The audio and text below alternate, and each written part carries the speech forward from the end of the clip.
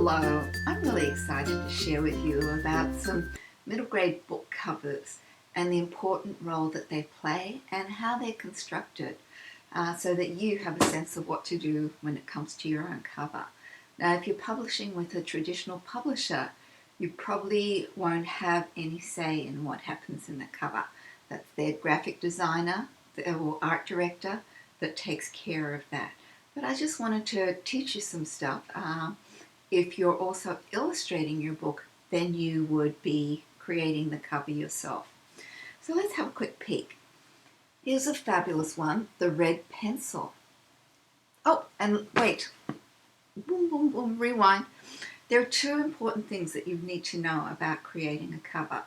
Your cover has to be really enticing, so it jumps off the shelf and into someone's hand.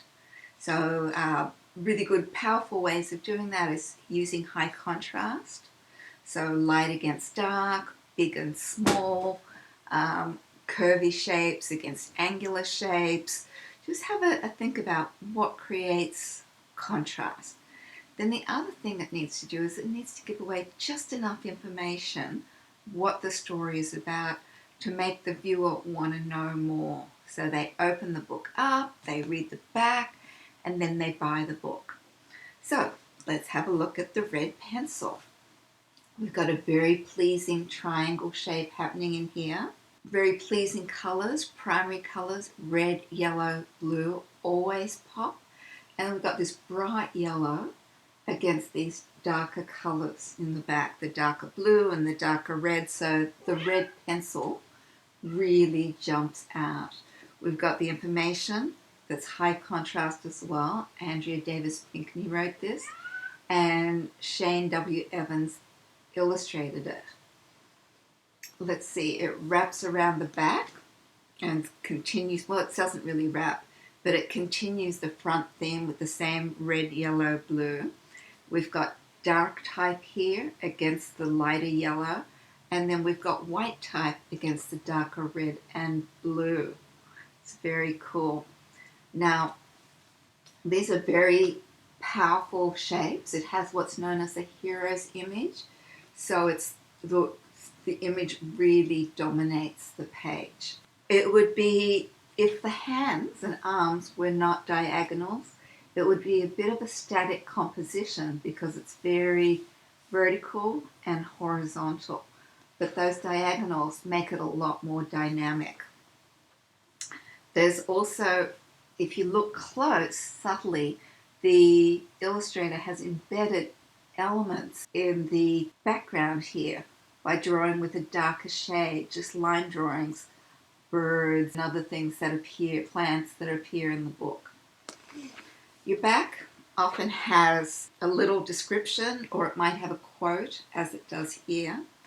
And it has both. It's got the quote and it's got the description of the book. And the description is often your pitch, or it will be very pitch-like, meaning that it's an enticing short description that doesn't always have the ending. In fact, it usually doesn't have the ending. And then here's some high-level reviews, quotes from reviews. It might be testimonials from other well-known authors or review testimonials. And then here's a little blurb about how amazing Andrea is. Here's another book cover that I really like for very different reasons.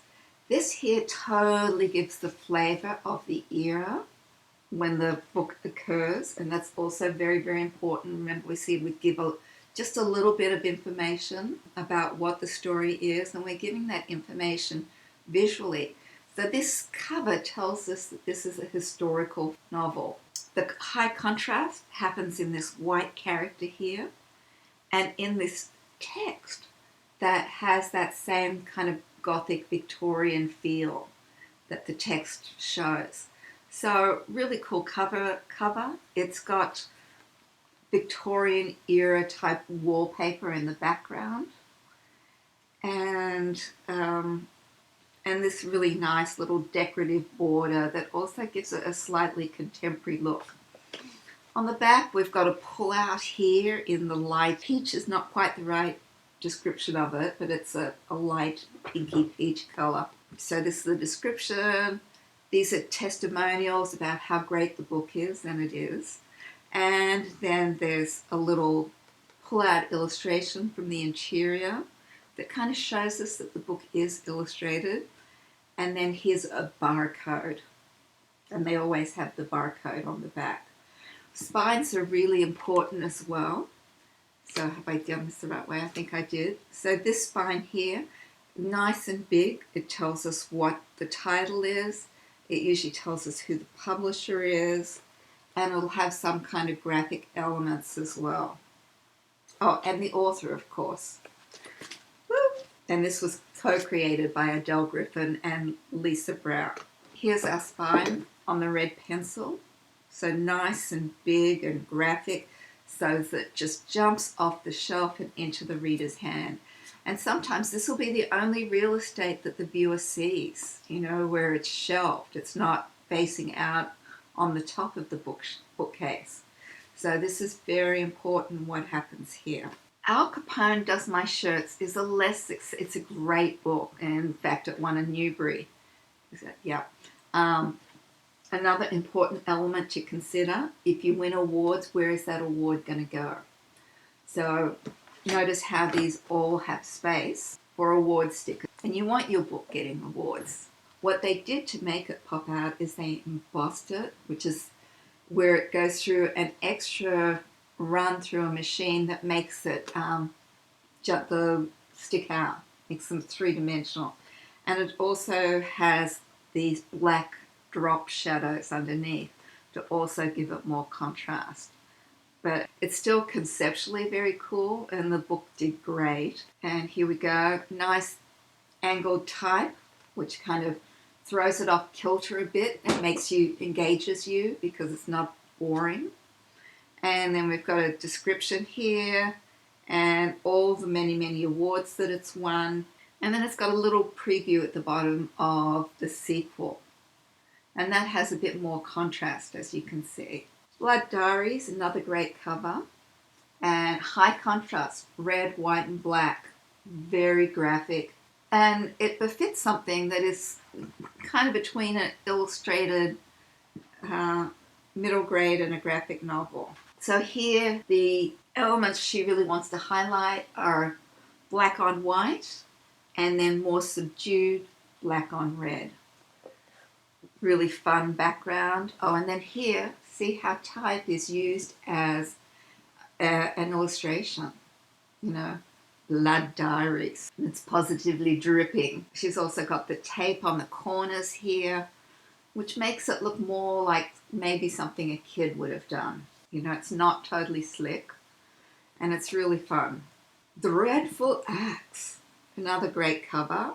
This has got spot varnishes where it goes through the press one more time with a varnish ink that gives it either a gloss, or if it's a glossy cover, then a matte. Though it might be the other way around. If it's matte, everything else is done gloss except that bit.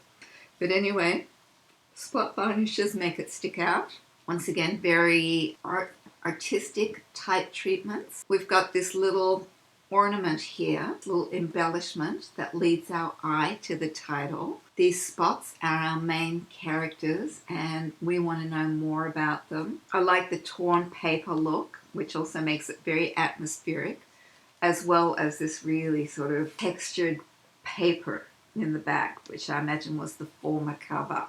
So it's very fun. I'm going to show two that are much more ornate. This one has another triangle shape, like this. And then it explodes into bad magic. And it's really fun. We've got this kid running away from the volcano. These hands at the top, these mysterious hands, magician-like. We've got a high contrast of the yellow against the purple. Those are complementary colors opposite each other on the color wheel, which means they'll be high contrast, and they tend to look really good together. And I think that's all we need to say, once again, there's room for an award. This is a book that I got at a conference, so I got it for free. It was at American Library Association conference. And then so this is a marketing book.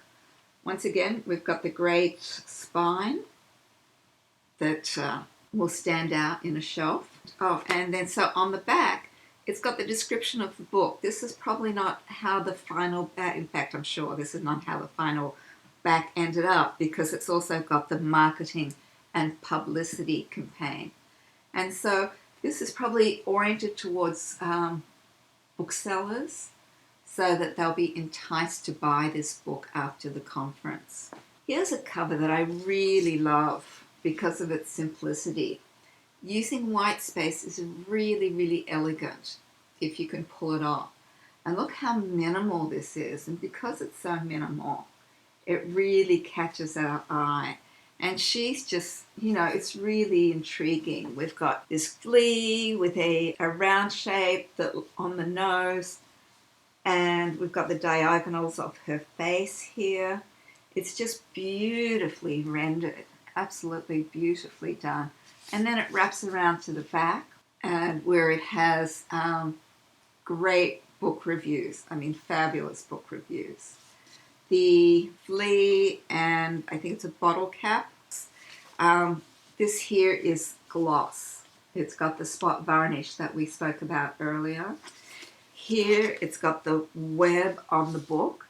So it's just very intriguing, very simple, very beautiful. My guess is this is watercolor with probably some pencil on top. It's just really gorgeously done. I'm going to share one more. This here is non-fiction, but the cover makes it look like fiction because it's just such an enticing cover. And it's highlighting one of the stories, which is the Titanic. The Titanic has mass appeal. Everybody's fascinated by the Titanic. We've got a fabulous diagonal. The type is distressed. The edges of what looks like a newspaper article are torn looking, which also gives it a vintage look. And it's just a really wonderful, enticing cover for a non-fiction. And then on the back, it just says learn about, and it lists the really juicy disasters that we all want to know about. So just beautifully done, you know, major common core, and it's got photo-based illustrations inside. So just a great cover. You know, we've got mostly blues and greens, but then we have some yellows that pop out here and create graphic elements. And then we've got the diagonal of the boat here, which also leads us to look at this diagonal. So it's a super dynamic composition in what would otherwise probably be boring if the boat was just floating along in a horizontal way and someone was standing straight up on the seashore watching. That would be a really boring cover, but this is opposite of boring. It's exciting, it's enticing, and it makes me want to open the book up, read more, and possibly even purchase it. The last thing I want to say is this is a very glossy cover. So it's got a gloss varnish on it, or it could be printed on glossy paper. It continues on the spine with a little spot illustration and the information that we spoke about earlier.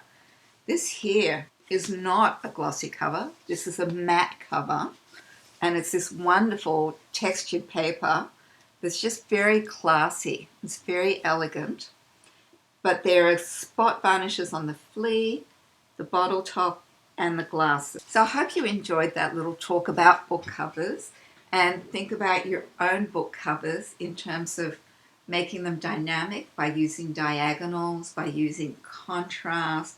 And here the contrast is spaciousness versus lots of color. So thank you for watching. Bye for now.